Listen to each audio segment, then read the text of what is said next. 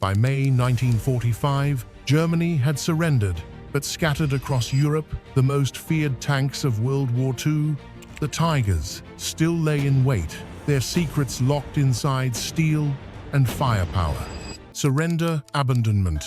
May 1945 marked the end of Germany's fight, and with it fell one of the most feared weapons of the Second World War, the Tiger tank.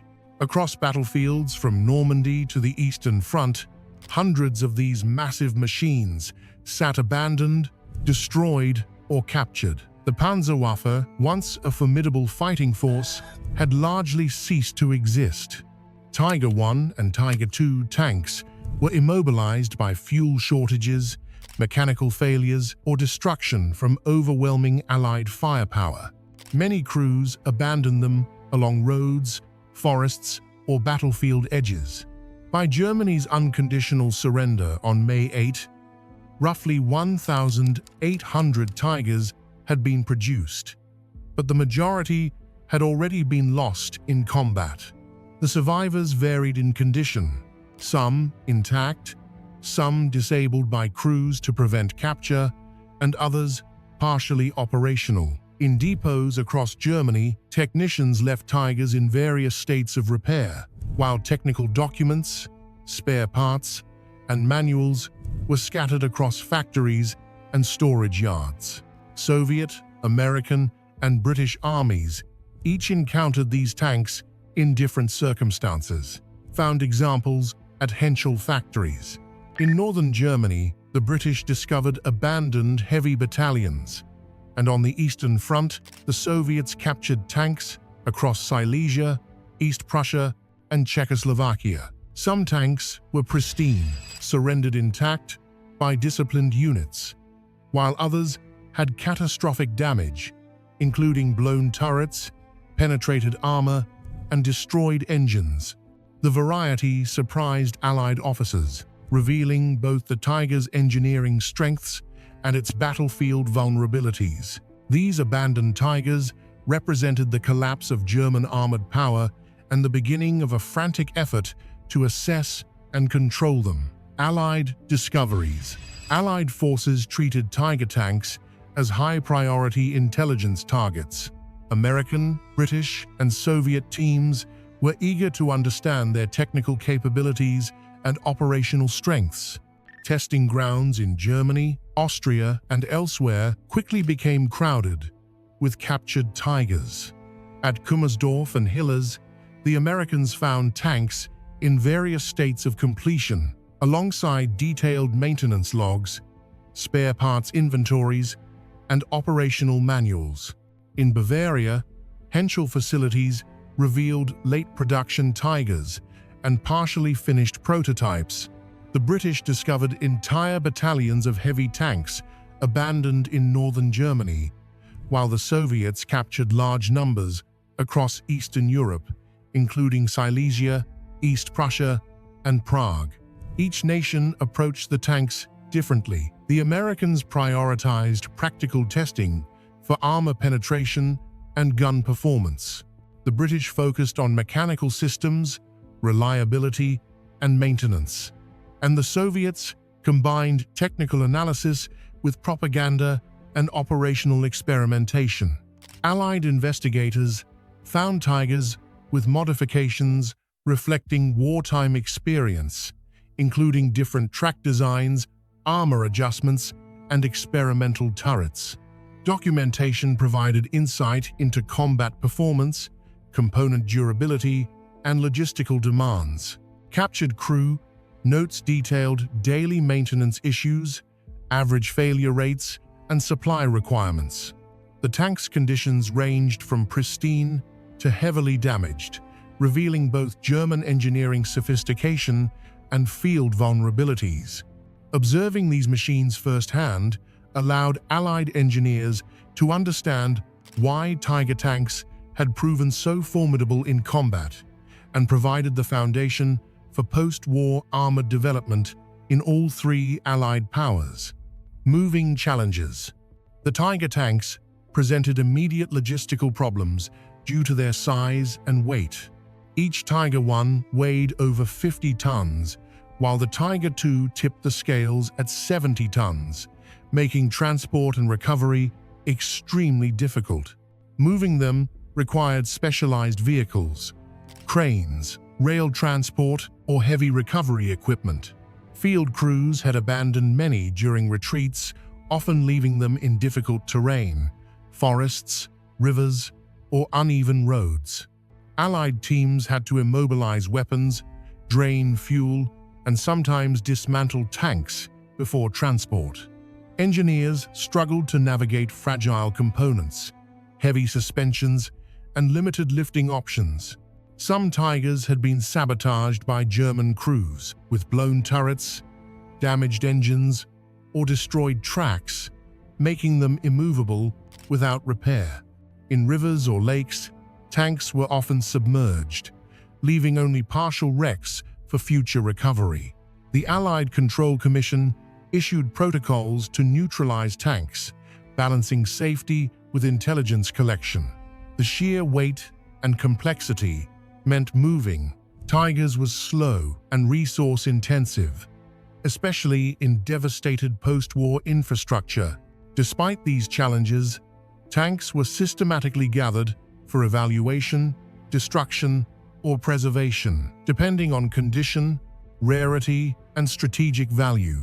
The logistical hurdles highlighted the difficulties Germany had faced operating such massive machines and foreshadowed the decisions Allied forces would make about which Tigers to study, which to scrap, and which to preserve for posterity. U.S. testing. After Germany's surrender, American engineers made the capture and testing of Tiger tanks a priority, aiming to understand the machines that had inflicted heavy losses on Allied forces in North Africa, Italy, and Normandy. Tigers shipped to Aberdeen, proving ground in Maryland, were subjected to extensive firing tests using 75mm, 76mm, and 90mm guns. These tests confirmed what combat units had reported. The Tiger's frontal armor was nearly impenetrable to most standard Allied tank rounds, with only the late-war M26, Pershing's 90mm gun, capable of reliable penetration at combat ranges. Engineers also examined engines, transmissions, suspension systems, and optics, studying every aspect of design and functionality. German maintenance logs revealed frequent breakdowns. U.S. testing. After Germany's surrender, American engineers made the capture and testing of Tiger tanks a priority, aiming to understand the machines that had inflicted heavy losses on Allied forces in North Africa, Italy, and Normandy. Tigers shipped to Aberdeen, proving ground in Maryland, were subjected to extensive firing tests using 75mm, 76mm, and 90mm guns. These tests confirmed what combat units had reported. The Tiger's frontal armor was nearly impenetrable to most standard Allied tank rounds, with only the late-war M26, Pershing's 90mm gun, capable of reliable penetration at combat ranges. Engineers also examined engines, transmissions, suspension systems, and optics, studying every aspect of design and functionality. German maintenance logs revealed frequent breakdowns, spare parts demands, and the extraordinary logistical strain of keeping these tanks operational. Early examples captured in North Africa provided initial insights, while European Tigers demonstrated late-war modifications, experimental armor adjustments, and combat-driven improvements. Testing included simulating battlefield conditions, mobility on varied terrain, fuel consumption, and mechanical reliability. Findings informed post-war American tank development, firepower decisions, and maintenance planning for new medium and heavy tanks.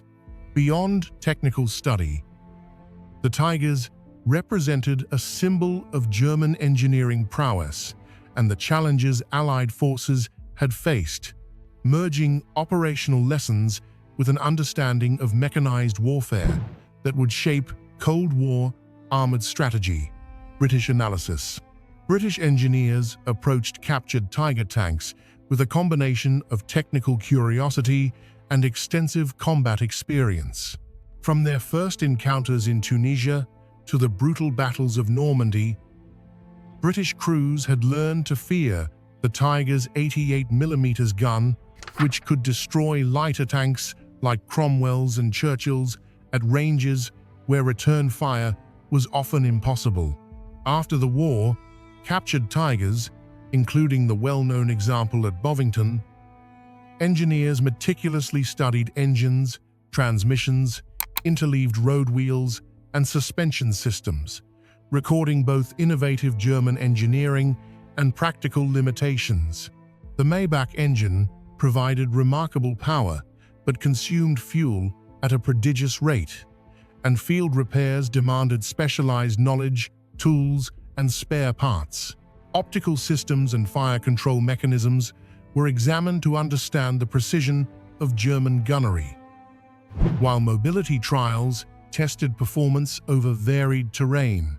Armor penetration experiments revealed both the Tiger's resilience and its vulnerabilities under certain conditions. Damaged or sabotaged tanks offered insights into German denial tactics, showing how crews would deliberately immobilize vehicles to prevent their capture.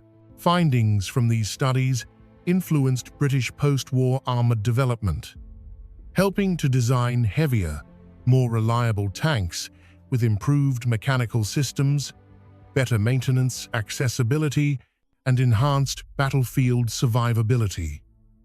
Beyond technical data, the trials preserved first-hand knowledge of one of the most formidable tanks of the Second World War and its operational challenges, merging practical combat lessons with the analysis of German innovation. Soviet testing. The Soviet Union confronted more Tigers than any other Allied power. After Germany's surrender, Soviet trophy brigades moved systematically across occupied territories, locating and seizing every intact Tiger they could find. Tanks were transported to testing grounds. Engineers tested captured vehicles using 85mm, 100mm, and 122mm guns to determine effective engagement tactics, analyzing armor thickness, ammunition storage, crew layout, internal mechanisms, and fire control systems. Some Tigers were restored to running condition for propaganda purposes, appearing in parades and films to highlight Soviet mastery over German technology. Training tanks and partially repaired machines revealed experimental modifications and variations that had not entered full production.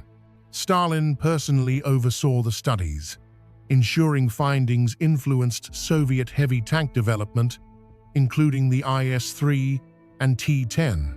Soviet engineers documented mobility, steering, suspension, optical systems, and mechanical reliability, while noting vulnerabilities such as engine fragility, high fuel consumption, and the complexity of maintenance. The combination of intelligence gathering, technical analysis, and political messaging emphasized both practical lessons and symbolic triumph over the Third Reich. Insights gained during these evaluations shaped post-war armored tactics, informed tank design, and guided the training of new Soviet crews. The Tigers became more than captured machines. They represented both a learning opportunity and a statement of victory, offering lessons that would echo through Soviet tank development for decades. Variants and tech. Allied teams undertook meticulous cataloging of Tiger tank variants to understand the evolution of German armored design. The Tiger I, which had remained relatively consistent through most of its production, displayed some late-war field modifications, including reinforced tracks, improved vision ports, and experimental armor adjustments designed to respond to battlefield experience. Tiger II models revealed even more pronounced changes between early and late production, including differences in turret design, armor thickness, and internal layout. Some discoveries included proposed tank destroyers, specialized recovery vehicles, and other experimental adaptations that never reached full production. Maintenance logs recovered from German units offered invaluable insight into operational realities. The frequency of repairs, lifespan of major components, spare parts requirements, and the logistical challenges faced by crews in sustaining these massive machines. Technical documentation, assembly records, and training manuals emphasized the German focus on maximizing firepower, crew protection, and battlefield durability, even when it came at the cost of mechanical complexity and maintenance difficulty. Allied investigators used this information to evaluate both the strengths and weaknesses of the Tigers, combining these findings with combat experience from the battlefield to better understand how these tanks had performed under real combat conditions. The Tiger's variants illustrated the ingenuity of German engineering, while also highlighting the practical limitations that made it an unsustainable platform for mass production and long-term operational effectiveness. This detailed study of variants shaped post-war Allied armored design, influencing future heavy tank development and tactical doctrine. Post-war scrapping. Following Germany's surrender, the vast majority of surviving Tiger tanks faced systematic destruction under Allied directives. Orders required that all German armored fighting vehicles be removed from service,